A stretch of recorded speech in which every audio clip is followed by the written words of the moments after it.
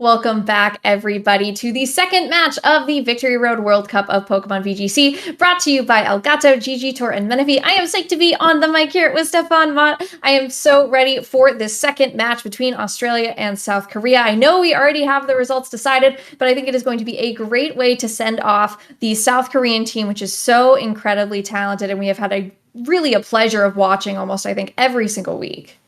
Yeah, this is definitely the marquee match of this overall matchup. You know, Sam Pandelis, of course, regional champion many times over, going up against Jiseok Lee, aka Meluka, one of the best players in Korea. I mean, Korea has so many good players, but Jiseok is like really up there at the top. So really an awesome matchup coming our way here. And even though Korea has already been eliminated, they're going to want to go out with a bang. They're going to want to go out with a nice win, or at least Jiseok is going to want to try to, get a big win here against Sam.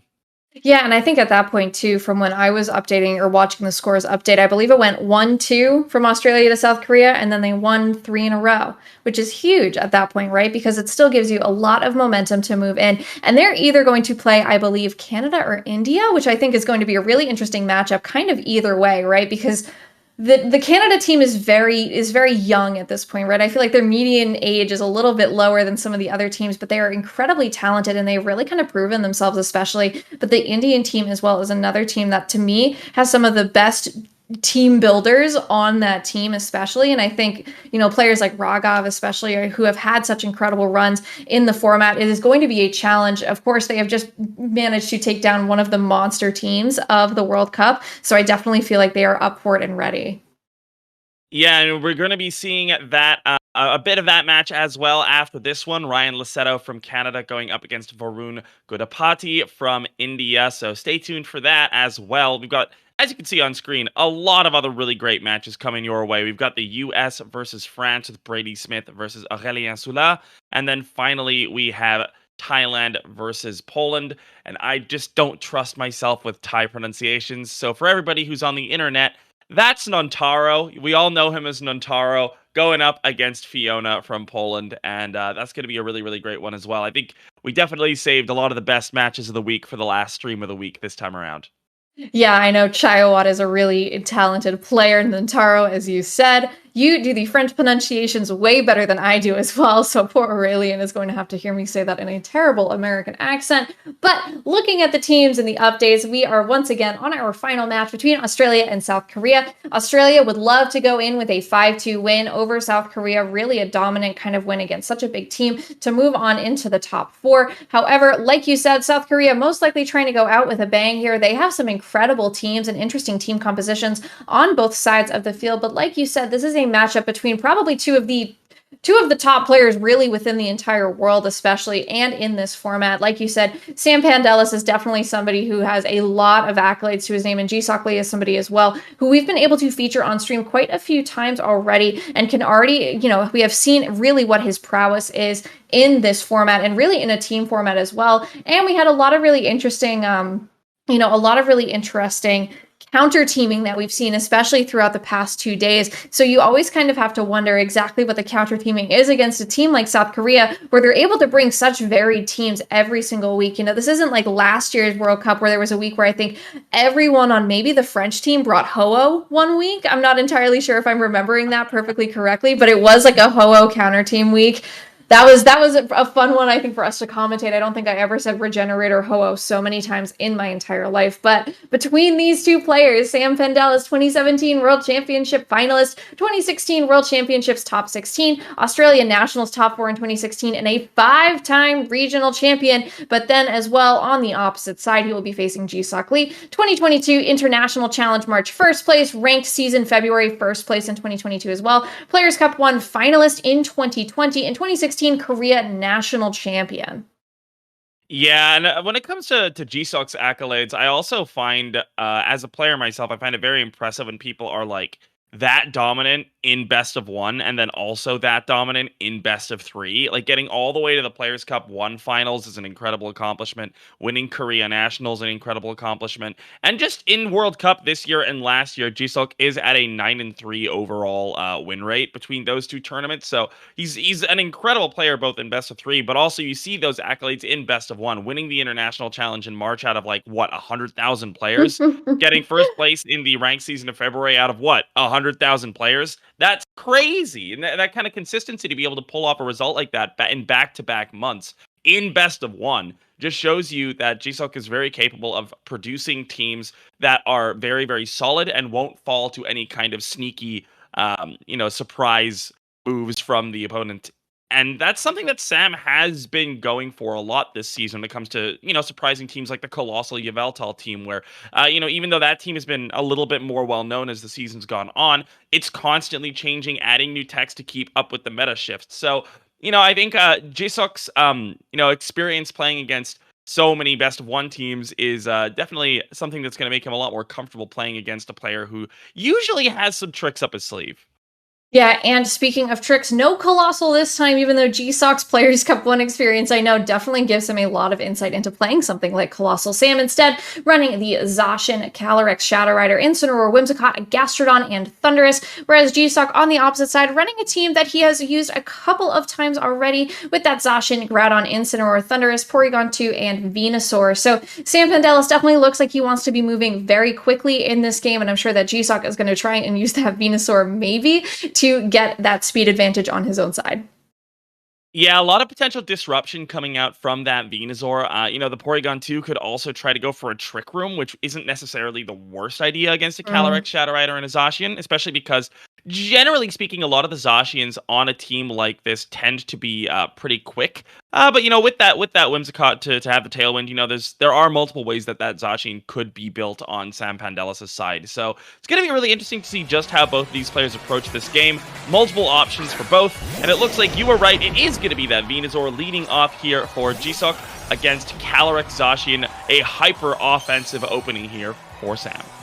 I mean, 3 out of the 4 restricteds already on the field, and at this point too, right, there is always that kind of threat of having that Gigantamax Venusaur and getting a Vine Lash off early just to start chipping away with residual damage, especially if there's something like a Focus Sash sitting on that Calyrex. Oftentimes, though, we're seeing them running something like that Choice Specs just to be as completely threatening and powerful as ever. And I think as well, there is no worry of Fake Out or Intimidate right now, so the Zacian is probably feeling decently comfortable, except for the threat of a Max Quake from Pokemon on either side of the field. Also, some of these Venusaur especially do like to run Spore, but we're seeing it dropped more and more, especially on those Life Orb variants, for things like that Earth Power, Weather Ball, and typically any sort of Grass move, sometimes Leaf Storm, sometimes Frenzy Plant, kind of depending on what the player wants to run on it.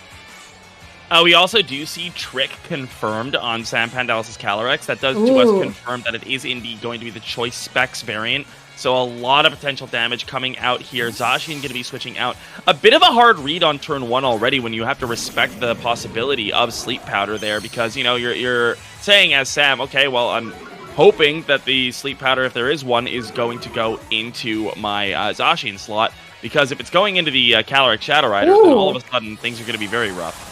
Air Balloon Incineroar is a really funky choice here in front of 2 Pokemon with some pretty strong ground-type moves. So if you're Jiseok, maybe you're hoping you targeted into that with a move that is not going to be something like a Max Quake, especially if you're trying to boost the special defense in front of something like a Calyrex Shadow Rider. Venusaur going for that Gigantamax, though, right out of the gate, trying to be a big threat early on. And, I think Sam matching a Dynamax with a Dynamax is probably one of his best ways to maybe get some big damage off and keep that glass cannon of a Calyrex Shadow Rider a little bit healthier in the face of some of these Pokemon, especially when Pokemon like that Groudon can carry moves like Shadow Claw just for some extra coverage and super effective damage into Pokemon like the Calyrex Shadow Rider.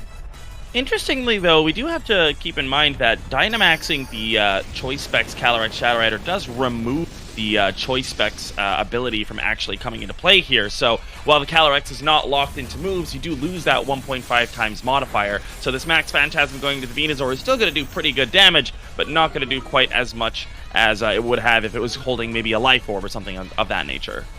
Yeah, Max Phantasm does do a good chunk lowering the defense as well. Precipice Blades will not hit the Incineroar, will hit the Calyrex, do very little damage, really. Gonna take more damage from this G-Max Vine Lash overall. But I think this Incineroar is probably in a really fun position, right? Because you may have to hit it with something like either a Shadow Claw or a G-Max Vine Lash or a Weather Ball, which could be a Max Flare as well, just to try and get damage onto this Incineroar so that maybe you can deal with it with something like a Precipice Blades and get that double target before it switches out, because it does have the opportunity to continue to cycle some Intimidates onto this Groudon and just become kind of a big threat, especially if you're not able to deal with it in a timely manner. Yeah, this is actually so annoying for Jiseok right now because you have fake out pressure into the Groudon as well. So if you want to really invest in breaking that air balloon, then you're wasting your second turn of Dynamax by doing no damage to the Incin. There's nothing that the Venusaur is carrying that's going to do significant damage to that Incineroar. So really a great way for Sam to just continue to, not allow Jiseok to snowball the momentum off the back of that G-Max Venusaur. Another great way, though, to break an air balloon is with a fake out, because then you're not worrying too much by bringing in your own Incineroar, dropping the attack on the opposing Incineroar. Max Guard from this Venusaur will time at least one of these Ekk returns out. Incineroar's fake out from Sam into the Incineroar on Jiseok's side, not going to worry too much. Max Mindstorm targeting into that Venusaur to try and get that super effective damage does not go through that that Max Guard. And again, more Vine Lash damage coming out onto both of these Pokemon, which is really going to add up over time. Yeah, this is a bit of a weird spot, though, because we know, we saw the amount of damage that the Venusaur did to the Calyrex. I doubt that it can pick up a KO here without a crit. So, worst case scenario, if the Calyrex clicks Max Mindstorm into the Venusaur, is that you are trading your Dynamaxes 1-for-1. It's not an amazing position to be in for Sam, because you still do have Vine Lash up for one more turn, but I feel like that's, not a terrible worst case scenario here. Yeah, I definitely don't think that it's the worst, right? Especially with a Max Phantasm and you get that defense drop, you can at least send in something like your Zacian and maybe be in a nicer position. Gastrodon is a Pokemon that is probably as well, I think, possibly going to be helpful, especially, if you can deal with that last turn of something like that G-Max Fine Lash, continue to cycle in your own Incineroar on the big physical attackers here. Max Flare into this Gastrodon is a great way to deal with it, though, because that Gastrodon going to take that in a take very little damage from that, and means that it's not going to be hit with something like a Max Grass type move. Max Quake into the Incineroar from this Calyrex does a good chunk of damage and boosts the special defense as well. So not even going for a target into that Venusaur this turn, maybe just trying to boost you up in front of something like a Venusaur that could do some big damage next turn. But looking at a weakness policy Incineroar is probably one of the stranger things, plus a Darkest Lariat into this Calyrex is enough for the knockout. So no trade in Dynamaxes here. You have lost your Calyrex to a weakness policy Incineroar. Huh. That's one way to go out. I will say I don't think the weakness policy boost actually mattered in the context of the Darkest Lariat. Doubly super effective into a blast cannon like Calyrex Shadow Rider is probably going to be enough. But still, that applies a lot of pressure now all of a sudden. You can bring your own Incineroar in, bring it down to -1, but even something like a Darkest Lariat into the Gastrodon is going to do quite a lot of damage now. You bring in the Zacian, okay, but then what's stopping Jiseok Lee from just clicking Weather Ball and Flare Blitz into the Zacian? The Weather Ball's not going to KO the Zacian without Dynamax, but it's still going to apply a ton of pressure. That is a really, really cool tech here that we're seeing out of Jiseok. This is kind of the most interesting Incineroar versus Incineroar match I feel like I've seen in quite a long time, and that's saying something, as we have all seen a million Incineroar versus Incineroar matches over the past several years. However, like you said, if you bring in the Zacian, maybe you switch it out for your own Incineroar, you force 2 Fire-type attacks to target down into it, and then you maybe get that Intimidate off onto the Incineroar on the opposite side just to try and get that weakness policy boost a little bit more mitigated. Unless, this Venusaur makes the call and then targets into the Gastrodon, I think Sam is in a position I don't think he was anticipating here. Yeah, this is going to be a very, very interesting turn, I feel like. I feel like Sam's now in a position where he has to go for a read, and he has to get it right. So we'll see if he did indeed get that right. The Incineroar is going to cycle back in, intimidating that now +2 Incineroar on Jiseok's side down to just +1. Still plenty of damage output to be able to pick up a KO onto that Zacian, though, so I do think we saw the Zacian protect. So yes, opting to, or I guess hoping that at least one of these attacks will go into that Zacian And then we get another situation where, the Insane can threaten to fake out here to potentially allow the Zacian a free hit into the opposing Incineroar. Lariat, though, going to come in, do a little bit of damage to the Incineroar. Does finally pop this air balloon that has been taunting me for so long here. G-Max Vine Lash getting an extra turn as well, just to get some more damage. This Incineroar on the opposite side, it hasn't taken any direct hits. All of the damage that it had received was from G-Max Vine Lash up until the point where it took that Darkest Lariat damage. So you can really see how frustrating that can be to add up over time, especially now that the Groudon on Jiseok's side has the opportunity, if you do get a knockout onto something on Jiseok's side, to go for a Precipice Blades. But Venusaur here just going to protect at this point, most likely revealing as well. I think that might be all 4 moves, that this fake out not going to stop something like a Sleep Powder. Zacian's Behemoth Blade will target down into the Incineroar on Jiseok's side. And if you're Jiseok, I don't know if you're too worried about losing this Incineroar at this point, because now you can bring in your Groudon, you can double target both of these Pokemon with something like a Precipice Blades, so long as you can make it hit, and then you still have the pressure from the Venusaur maybe on the next turn to just try and get some more damage. And the sun has ended right at the right time.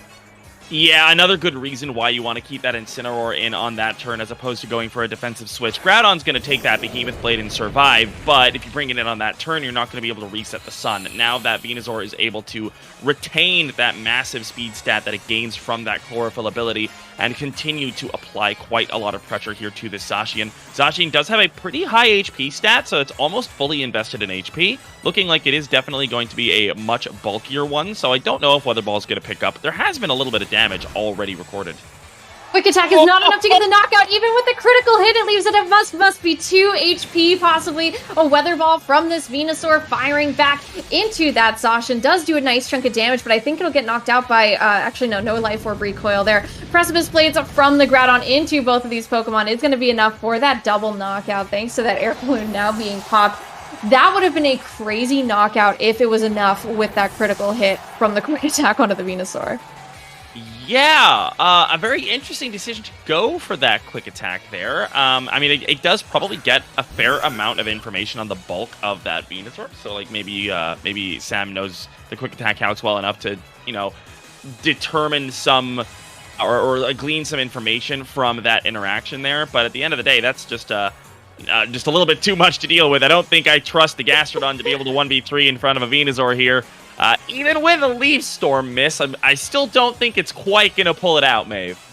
I don't know. At this point, some strange things have happened in this game that I truly wouldn't lose all hope. Frenzy Plant does miss! Stefan, you grab Precipice Blades from the Groudon, will connect through, though, into the Gastron. Able to hang on here. Ice Beam will at least get rid of this Venusaur on the opposite side. Maybe you just have to rely on a couple more funky kind of Precipice Blades misses, get a Yawn off onto the slot next to that Groudon, because that may just be your best chance at getting some good luck here. But I do think that Sam is in a position that probably is not going to be too great, especially because Zacian's moveset, as long as it doesn't go for a play rough, is going to be mostly 100% accurate. No, but see, this is the trick, though. As Sam Pandelis, we've just seen, there's no leftovers. What if it's Bright Powder, Maeve? Oh my god. Oh, you might be right.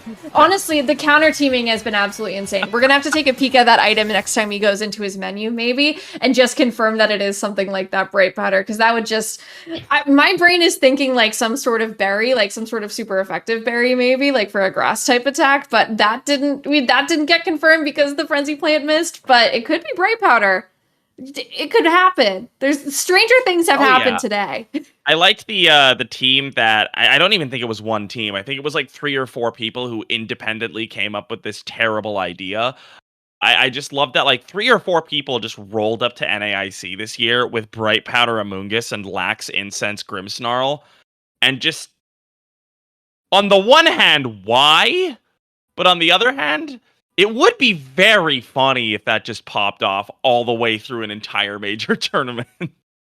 I'm just glad it didn't, the trend didn't stick on to Worlds, because that may have been a little bit tougher for us to get that item confirmation. Because at least here, right, we can get the item confirmation by seeing at least from Sam's side of the field. Whereas at Worlds, the poor commentators would be like, That miss. This must be Bright Powder. That's a fully 100% accurate move, and then you're trying to just kind of deal with all the repercussions of dealing with that live. So at that point, right? Again, these are some of the funkier team compositions, and that's kind of the interesting point of when you get to the end more so of a team tournament run like World Cup. You have so many weeks of knowledge to build a funky counter team off of, and something like Weakness Policy Incineroar is something that you probably weren't prepping for, but it does put on a lot of pressure and maybe make you think about how you're going to target it in those next few turns.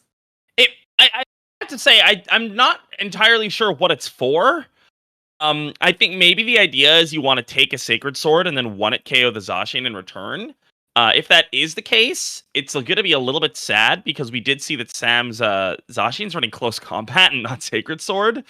So I don't know. I hope we get to see the Weakness Policy do something, but in this matchup particularly, I'm not sure we're going to see it come into play too much.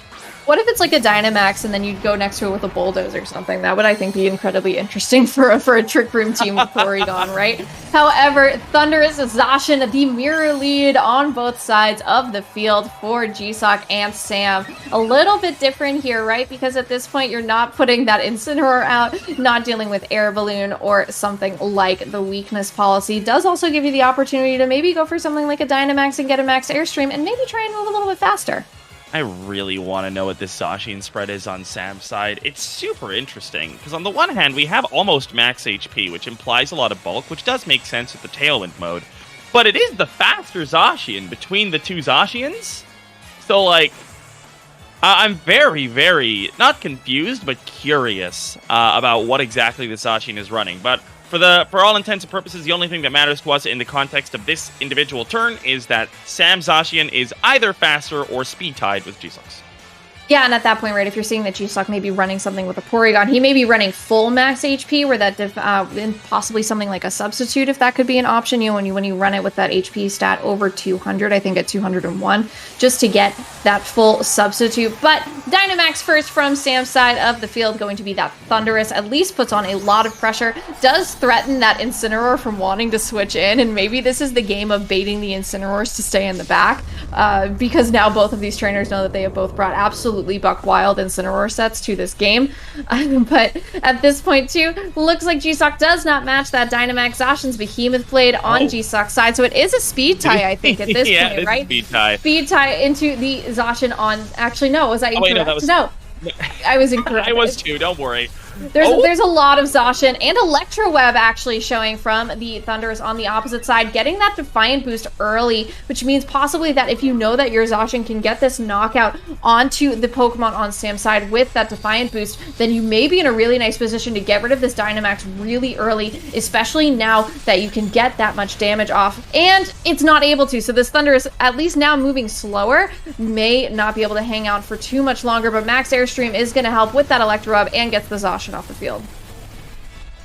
Yeah, that's a very questionable Electro Web. I mean, maybe Jiseok going, I'm up 1-0, I can take a big risk. A lot of players do like to do that in big best of threes. I don't fully understand because, you know, you are basically signing your Zacian's death warrant at that point, and now the opposing Zacian is still at normal speed, right? Like, the Airstream is offsetting the Electro Web anyway. And, like, there's no guarantee that you're going to get another Electro Web off because you're probably speed tied on the Thundurus as well. So, we'll see exactly where Jiseok wants to go from here. Of course, he does still have that Dynamax, which is a big deal. But, you know, a +2 Thundurus can probably just one-shot Jiseok's Thundurus easily enough, and maybe even one-shot an Incineroar switch-in, since it's going to be +3 in that situation. Yeah, at that point too, right? It becomes kind of interesting, right? Because at this point as well, if the Thundurus is able to go for something like another Max Airstream, you've put yourself incredibly fast. Venusaur switching in for Jiseok, you could easily as well, I think, see Jiseok switch out the Thundurus, bring in something like the Groudon if need be, and then maybe you end up trying to max the Groudon and allow for your Venusaur to just try and take some damage, or maybe take the heat off of that partner Pokemon and go for something like a Max Rockfall later. I like the idea of staggering your Dynamax, I think, a little bit later on beyond Sam's, because then you're not trying to go for the exact same thing where they both kind of had the Dynamax right out of the gate, and when there's kind of that loss of that Calyrex Shadow Rider for Sam early. And I think kind of keeping that Calyrex Shadow Rider is a great option to double target and just try and get as much chip damage onto the Pokemon on Jiseok's side of the field as you can and allow Calyrex to kind of come in and sweep is a really nice option. Electroweb's a funky move though, because then maybe it's making me wonder if this is something like that that Prankster Thundurus, but instead Thundurus going to switch out here and send in that Groudon, help this Venusaur grow pretty quick. Yeah, one of the downsides here, though, is that if I'm not mistaken, we did confirm in the last game that there's no Sleep Powder on this Venusaur. The Max Guard was confirmed to be Protect, and we did see Weather Ball, Earth Power, and Frenzy Plant. So we know there's no Sleep Powder, which does kind of make this a lot harder, right? You know, worst case scenario, if you have Sleep Powder, you go, all right, I'll click the Sleep Powder button, Dynamax the Groudon next turn after my Venusaur goes down. It's fine. But with no Sleep Powder button, I'm not really sure what the game plan is here. Flare's going to go into the Thundurus. So, okay, that's going to get rid of... No, it's not! The Assault Vest keeps it alive! The Assault Vest hanging on with 2 HP in that Dynamax form. The Behemoth Blade from the Zacian into this Venusaur is going to do a ton of damage. Not enough to get that knockout, but you could easily pick that up with something like an Airstream here. And showing that it is, I believe, that Cobra Berry? Cobra Berry might be... Yeah, Cobra Berry onto that Venusaur. Interesting little piece of knowledge to kind of hang on to at that point, especially if you're working towards that game 3. But that Max Airstream is going to be super helpful to allow you to continue to move first. You've gotten through the biggest, speediest threat and prevented that Venusaur from getting off something like a Vine Lash to continue to whittle down your Pokemon on the opposite side of the field. Yeah, I did like that we saw the Venusaur on Jiseok's side. It was calced to survive Behemoth Blade by the looks of it. So we're probably seeing a pretty standard bulky Zacian attack stat here on Sam's side of things. So like that's kind of cool. You know, trying to give some credit where credit is due, because I think this game is going to end very, very quickly compared to the last one, Maeve. I mean, you say that. Oh, you know what? You're right. that was probably, that couldn't have been more comedically timed, I think. My goodness. I was like, you know, there's always a way. There's always something that could happen. But no, that forfeit does make a lot of sense if you're trying to preserve any more information. You've already kind of given away the item on the Venusaur as well, which maybe you were trying to save for something a little bit later. Fly is not exactly a move that gets clicked outside of Dynamax very often unless you've already used your Dynamax. So it's not something that maybe we would have seen without the Dynamax Thundurus going for that Max Airstream. But I think at that point, right, what is your adjustment? What do you do, right? Because at that point, you want to make sure that you have to get rid of that Thundurus early. Do you bring in your... Yeah, do you bring the Venusaur, do you bring the Groudon first and just go for a Max Rockfall kind of right out of the gate, prevent it from trying to get something like a Defiant Boost? Maybe not Electroweb, I think is probably a pretty safe turn one call. You know, it's awkward, right? Because, like, Dynamaxing Groudon out the gate is just such a risky play when there's the possibility of an Incineroar switch-in. But, like, I guess if you really wanted to lean into the mind games, you could go something like Thundurus Groudon to try to, like, ward that away. But with Electroweb being revealed, it's maybe Prankster? Like, it's a little weird, right? Because for a while, we were seeing people running a Physical Assault Vest, Defiant Thundurus that just also had Electroweb purely for speed control. But it does make more sense, generally speaking, as a prankster move. Like, I guess, I mean, you have Scary Face, so maybe not. I really don't know. I feel like if I had to put money on it, it's probably Defiant with AV and then also Electroweb. So maybe that's the play. Maybe you go Groudon Thundurus, but then you're still in a 50-50 situation on which one am I going to max, and then if you get it wrong, you're still very, very, like, not in a great spot. Groudon and Venusaur, though, and Incineroar Zacian. I guess one way, too, to get this damage off onto the Venusaur is to go for something like a Max Rockfall. Maybe you can try and get some more chip damage, but then you aren't going for something like that Vine Lash, and we saw exactly how important that Vine Lash was in that first game, just by consistently, you know, bothering this Incineroar on the opposite side of the field before it was well under half of its HP. Intimidate as well is going to be nice onto that Groudon on the opposite side. You know, I think at that point, right, because then you do want to bust the Air Balloon. But if you spend your time breaking the Air Balloon on the Incineroar just so that you can maybe go for something like a Precipice Blades on that next turn, then you've already used one of Venusaur's really important max turns just to try and deal with this one item on this one Pokemon. This is a really interesting turn because of the damage calc we just saw in the last game between the Zacian and the Venusaur. The fact that the Zacian does not one-hit KO Dynamax Venusaur is a big, big deal here, because a lot of the time it will. But the way that Jiseok has built his Venusaur here, it's not going to go down to a single Behemoth Blade, which gives him a lot more room to potentially maneuver around here. I don't know, though, because even the extra fake-out damage might put it in range to go down, and one Max Flare against a Zacian this bulky without Life Orb on the Venu is never taking it down. So there's some interesting options here for Sam. I do feel like fake-out Behemoth Blade is a little bit of a YOLO play, but like it might have been an idea. Not what he's going to go for here, though. Yeah, no fake out. Vine Lash into the Incineroar will at least start up that residual damage every single turn, break that air balloon as well, making this Incineroar far more threatened by something like a Precipice Blades. Behemoth Blade going to go off from this Zacian, though, into that Venusaur. Like you said, won't be enough to get that knockout. Does bring it incredibly close, though, so something like a Flare Blitz could do a lot of damage. Precipice Blades avoids the Incineroar. Who needs an air balloon when you can just miss the attacks? Does target into that Zacian, does over 50% of that damage there as well. But Incineroar going for a parting shot, so a really nice way to consistently add pressure to that Groudon, getting that attack drop as well, bringing it down to -2 thanks to that Intimidate that was already present on the field. Yeah, missing that Precipice Blades on the Incin is a little bit painful. I'm pretty sure that Incin survives that, though. So I think the more pivotal one is the Zacian, because you put it in range for a Max Flare or an Earth Power Max Quake to take the Zacian down here. So the more important one connected. Still really not great to lose what's effectively about 100 damage on that Incineroar, though. Interesting to see the Calyrex in the back alongside the Thundurus. Looking like a Thundurus Dynamax game here, but we did see that Calyrex max in game number 1.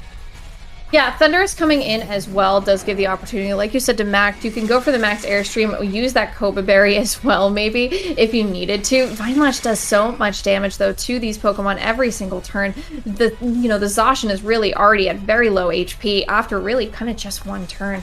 And if you can avoid another Precipice Blades, then you're in good hands, but at that point, too, you already know you're dealing with a Venusaur. You can go for a Max Flare. It can be really quick here. No matter if you go for your own Dynamax, you're still most likely going to be moving second until you can get something like that Max Airstream up and just try and allow for your Zacian to maybe move quicker, but your Zacian may already be knocked out by the Venusaur by that time. I'm going for a big read on the Max Guard here. I honestly think that Sam has put himself in a pretty good position if he can get an Airstream up on that Thundurus, remove the Venusaur, and then switch in spec Calyrex Shadow Rider, because there is Max Darkness on this Thundurus. So I think Sam is playing towards a really interesting endgame, but he's going for a very big read here. He really wants to see that Max Guard, and he does not see the Max Guard. He's not taking out the Venusaur. And I'm not sure if that read was, strictly speaking, necessary. It's going to hurt him, though. Yeah, that overreading on the opponent can sometimes be a little bit tough and put you in a tough position. The Max Airstream into the Groudon will at least boost your speed, like you said. Critical hit as well on top of that. But you're still dealing with this Venusaur on the opposite side of the field. Fire Punch from the Groudon into the Thundurus doesn't do a whole lot of damage, but it does get burned, which I think... Oh, no, sorry. I thought that was a burn damage there. I thought so, too, for a second. No, but that was just the Vine Lash residual. I got a little too hyped for a moment. That did not happen. It's all good. It's all good. We've all been there. Now, interesting situation arises here. If that Venusaur was gone, I think we're in a very, very, very good game now for Sam if that had been an Airstream into the Venusaur. Regardless, though, Calyrex is probably not going to go down to a singular hit. It looks like it has a ton of bulk as well, sitting at 197 HP. So, the damage on the Groudon, especially with that critical hit there, should put it in range for, like, an Airstream plus Astral Barrage. Porygon 2 is in the back for Jiseok, though, and that is a fantastic answer to Sam's endgame plan. And there is that Max Guard that you maybe were hoping for earlier. At least that Airstream into the Porygon 2 does help you out quite a lot. But now you can't hit this Porygon 2 with something like that Astral Barrage. And if the Porygon 2 has the opportunity to go for an Eerie Impulse after it gets something up like a Trick Room, then you are going to be in a tough position with your Calyrex, maybe trying to switch it out and around a little bit more if you need to. But you're still taking all of this damage every single turn from these Vine Lashes, and Porygon probably feeling pretty comfy right now. Yeah. I love this adjustment here from Jiseok to bring that Porygon 2 in the end game, because the Calyrex is locked into Astral Barrage. Not only did it not do anything that turn, but there's no changing that move right now. Thundurus is not going to KO Porygon 2. Max Knuckle's only 95 base power. That's the main downfall of Max Knuckle. So even a critical hit on the Porygon 2 with Max Knuckle is not going to remove it from play. Jiseok is in a position where he can click Trick Room with impunity now. and that's going to make things very, very hard for Sam. Yeah, this is kind of that weird moment, right, where you've kind of forced yourself with these 2 max Airstream boosts to be the slowest thing on the field. Even if you bring in your Incineroar, the fake out is 1 turn too late. The Calyrex at this point, if it wants to come back in and have the opportunity to maybe go for something like an Expanding Force, it's not going to have the terrain on its side to hit that double target that it may really want to do. Incineroar's Intimidate doesn't matter really on either of these 2 Pokemon. The Porygon 2 is more helpful as a support role than as a big attacking role, no matter how many Dynamax Porygon 2s I've been called out on. Max Knuckle into the Venusaur will at least be enough to get that knockout. Boost the attack on the Incineroar as well, so that maybe if it needs to, it can go for something like a Flare Blitz and maybe get that knockout thanks to that Sun boost. But I don't know how much Sun is left. My counting has not been as great. Recover from the Porygon though means no Trick Room this turn, so you have the opportunity to get that fake out off on the next one. Jiseok is so good at this game, Maeve. Oh my god, that was such a great play for Sam to counter the Trick Room. Just going, oh, you know what? My Incineroar is slower than your Groudon. Like, if I remove the Venusaur, force the Groudon back in, have +1 on my Incineroar, you've already taken damage. Flare Blitz at +1 is absolutely KOing that Groudon.